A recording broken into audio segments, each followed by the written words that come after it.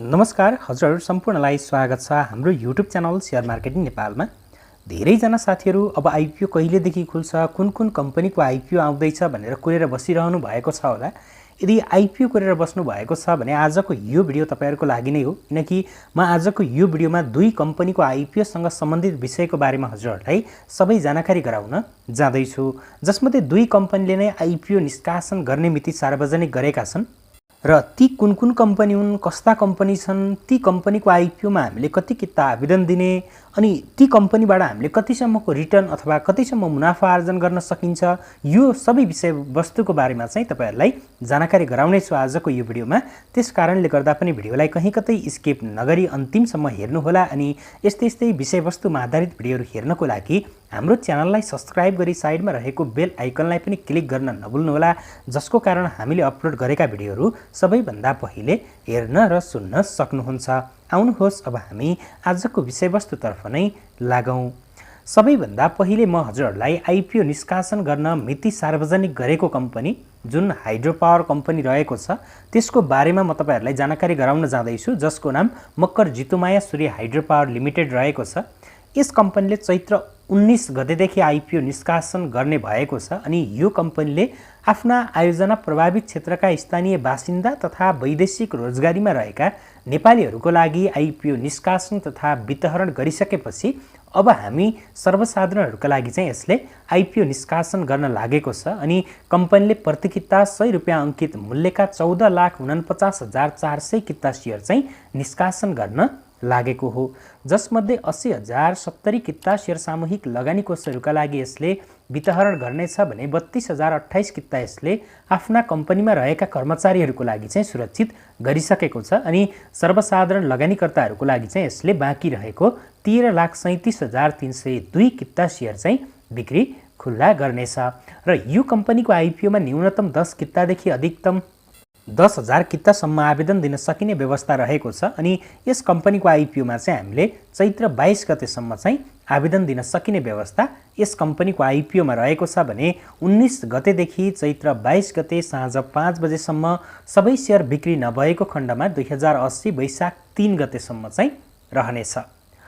IPO निष्कासनको लागि गराएको रेटिङमा care rating नेपालले यस कम्पनीलाई केयर NPBB इस्युआर रेटिङ प्रदान गरेको छ। अनि यसले कम्पनीको दायित्व वहन गर्ने क्षमतामा चाहिँ औसत जोखिम रहेको सङ्केत गर्दछ।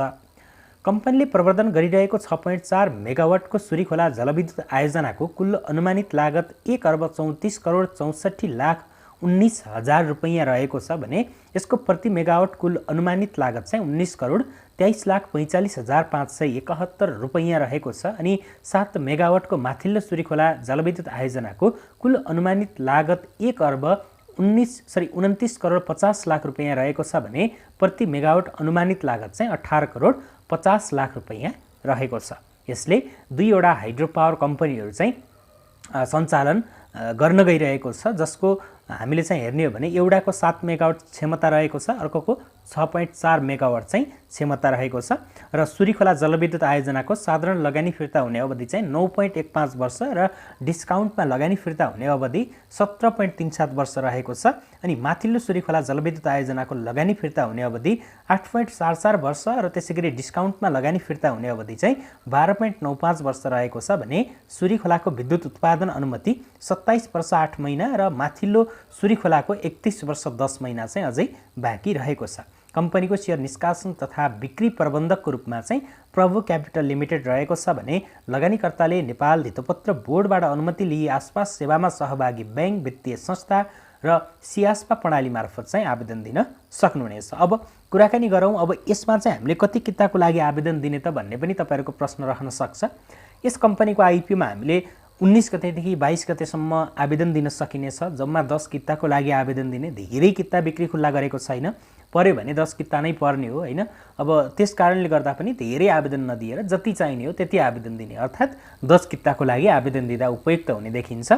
र अब हाइड्रो पावर कम्पनीमा पछिल्लो समय लगानीकर्ताहरूको आकर्षण बढ्दो छ। मार्केट घट्दो क्रममा पनि हामीले पछिल्लो पटकको स्विङमा करिब मार्केट 1850 देखि 2278 सम्म पुग्यो हैन। त्यो अवधिको स्विङमा पनि धेरै हाइड्रो पावर कम्पनीको सेयर मूल्य मा एकदमै उछाल आएको हामीले देख्न सकिन्थ्यो। अनि अहिले पनि मार्केट घट्दै क्रममा हामीले हाइड्रो पावर कम्पनी तुलनात्मक रूपमा अरूभन्दा कम घटेको पाइएको छ है त। त्यस कारणले गर्दा अब हामीले यस्ता कम्पनीको आइपिओमा 10 किताको लागि आवेदन दिएर यदि प्राप्त गरियो भने त्यो 1000 बाट सजिलैसँग अहिलेको अवस्थामा 3-4 हजार गराउन सकिन्छ। भनेपछि त्यो केही समयको अवधिमा त्यो किसिमको रिटर्न हामीलाई यी कम्पनीहरूले दिन्छन् भने यो अवसर चाहिँ हामीले छोड्नु हुँदैन। त्यस कारणले गर्दा अब यसको बारेमा बाँकी कुराकानी यो कम्पनी कस्तो छ हैन, बोनस शेयर कति दिन सक्छ भन्ने विषयको बारेमा अनि ओपनिङ प्राइस रेन्जको बारेमा चाहिँ हामीले यसको आइपिओ 19 गतेदेखि आउँछ। 19 गते बिहानको भिडियोमा चाहिँ अझ विस्तृतमा चाहिँ चर्चा गर्नेछौँ। आजको अर्को अपडेटतर्फ लागौँ जुन आइपिओसँग सम्बन्धित नै रहेको छ। सिटी होटल लिमिटेडको आइपिओसँग सम्बन्धित जसले सर्वसाधारण लगानीकर्ता तथा वैदेशिक रोजगारीमा रहनुभएका नेपालीहरूको लागि चाहिँ आइपिओ निष्कासन गर्ने मिति सार्वजनिक गरेको छ। यो कम्पनीले आफ्नो जारी पुँजी 1 अर्ब 67 करोड 40 लाख रुपैयाँको 10% अर्थात् 16 करोड 74 लाख रुपैयाँ बराबरको प्रति किता 100 रुपैयाँ अङ्कित मूल्यका 16,74,000 किता सेयर निष्कासन गरेको हो। अनि यसमध्येबाट 1,67,400 किता सेयर चाहिँ यसले नेपाल सरकारको सम्बन्धित निकायबाट श्रम स्वीकृति प्राप्त गरी विदेशमा रोजगारीमा रहनुभएका नेपाली नागरिकहरूको लागि चाहिँ यसले छुट्याएको छ भने बाँकी 83,700 किता सामूहिक लगानी कोष अनि त्यसैगरी 66,960 किता सेयर कर्मचारीहरूका लागि छुट्याएर त्यसबाहेक चाहिँ सर्वसाधारण लगानीकर्ताहरूको लागि यसले 13,55,940 किता सेयर चाहिँ बिक्री खुल्ला गर्ने भएको छ। वैदेशिक रोजगारीमा रहनुभएका नेपालीहरूले यस कम्पनीको आइपिओमा चैत्र 21 गतेदेखि 2080 वैशाख 5 गतेसम्म आवेदन दिन सक्नुहुनेछ। अनि त्यसैगरी सर्वसाधारणले 2080 वैशाख 25 गतेदेखि 28 गतेसम्म चाहिँ आवेदन दिन सक्नुहुनेछ भने यो अवधिसम्ममा पूर्ण आवेदन नपरेको खण्डमा निष्कासन अवधि जेठ 8 गतेसम्म लम्बिनेछ। अनि यो आइपिओमा लगानीकर्ताले न्यूनतम 10 किता सेयरका लागि आवेदन दिन सक्नेछन् भने अधिकतम 2000 किताका लागि आवेदन दिन सक्ने व्यवस्था चाहिँ यस कम्पनीको आइपिओमा रहेको छ।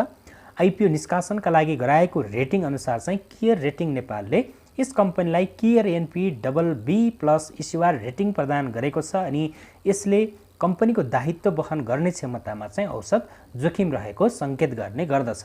र यस कम्पनीको सेयर निष्कासन तथा बिक्री प्रबन्धकको रूपमा ग्लोबल आइएमई क्यापिटल लिमिटेड रहेको छ। अनि लगानीकर्ताले नेपाल धितोपत्र बोर्डबाट स्वीकृति प्राप्त गरेका सम्पूर्ण स्यास्प सदस्य बैंक, वित्तीय संस्था र तिनका तोकिएका शाखा कार्यालयहरूका साथै मेरो शेयर खाता मार्फत पनि आवेदन दिन सक्नुहुनेछ। अब यो कम्पनीको आइपिओ सबैभन्दा पहिला वैदेशिक रोजगारीमा रहनुभएकाहरूको लागि आउने भयो। वैदेशिक रोजगारीमा हुनेहरूको लागि चाहिँ यस कम्पनीले चैत्रको 21 गतेदेखि बिक्री खुल्ला गर्दैछ। अनि तपाईहरुले वैशाखको 5 गतेसम्म आवेदन दिन सक्नुहुनेछ। जति पनि साथीहरु वैदेशिक रोजगारीमा हुनुहुन्छ तपाईहरुले चाहिँ यस कम्पनीको आइपिओमा आवेदन दिनु होला। अब अहिले त वैदेशिक रोजगारीमा पनि धेरै प्रतिस्पर्धा छ, यसको त्यस्तो धेरै ठूलो किता छैन भनेपछि तपाईहरुले त्यही अनुसार चाहिँ विचार गरेर 10-20 किता चाहिँ ट्राई गर्न सक्नुहुन्छ है त।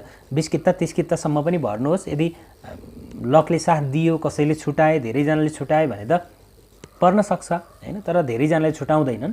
त्यसकारणले गर्दा तपाईहरुले 20-30 किता चाहिँ एप्लाई गर्न सक्नुहुन्छ। तर अहिले अलिकति प्रतिस्पर्धा वैदेशिक रोजगारीको क्षेत्रमा पनि बढेको हुनाले अब यो कम्पनीको आइपिओ पनि तपाईहरुले त्यस्तो धेरै किता आवेदन दिनुपर्छ जस्तो चाहिँ मलाई लाग्दैन। अनि अब हामी जनरल पब्लिकको हकमा भने यसले वैशाखमा आइपिओ बिक्री खुल्ला गर्नेछ। वैशाखको 25 गतेदेखि 28 गतेसम्म चाहिँ यसले बिक्री खुल्ला गर्ने भएको हो। र अब हामीले पनि यस कम्पनीको आइपिओमा आवेदन दिने टाइम धेरै नै रहेको छ। अझै 1 महिनाभन्दा बढी समय रहेको छ यस कम्पनीको आइपिओ खुल्नको लागि। तर हामीले त्यति बेला पनि के गर्न सकिन्छ भने धेरै किता आवेदन नदिएर 10 किताको लागि आवेदन दिँदा चाहिँ उपयुक्त हुने देखिन्छ है त। अब यो कम्पनीको बारेमा डिटेल एनालाइसिस, यस कम्पनीको ओपनिङ प्राइस रेन्ज, यस कम्पनीको शेयर मूल्य कतिसम्म पुग्न सक्छ, वित्तीय अवस्था कस्तो रहेको छ भन्ने विषयको बारेमा चाहिँ हामीले यस कम्पनीको आइपिओ एनालाइसिसको भिडियोमा चर्चा गर्नेछौँ, जुन हामीले वैशाखको 25 गते हेर्नेछौँ। किनकि सर्वसाधारणको लागि वैशाखको 25 गते आइपिओ बिक्री खुल्ला हुँदैछ भनेपछि 25 गते बिहान चाहिँ हामीले यसको आइपिओ एनालाइसिस चाहिँ गरेर हेर्नेछौँ। र आजको लागि भिडियो यति नै रहेको छ। अब बाँकी यस्तै अन्य भिडियोहरू हेर्न चाहनुहुन्छ भने च्यानललाई सब्स्क्राइब गर्नुहोस्, साइडमा रहेको बेल आइकनलाई पनि क्लिक गर्नुहोस्, जसको कारण चाहिँ हामीले अपलोड गरेका भिडियोहरू चाहिँ सबैभन्दा पहिले हेर्न र सुन्न सक्नुहुनेछ।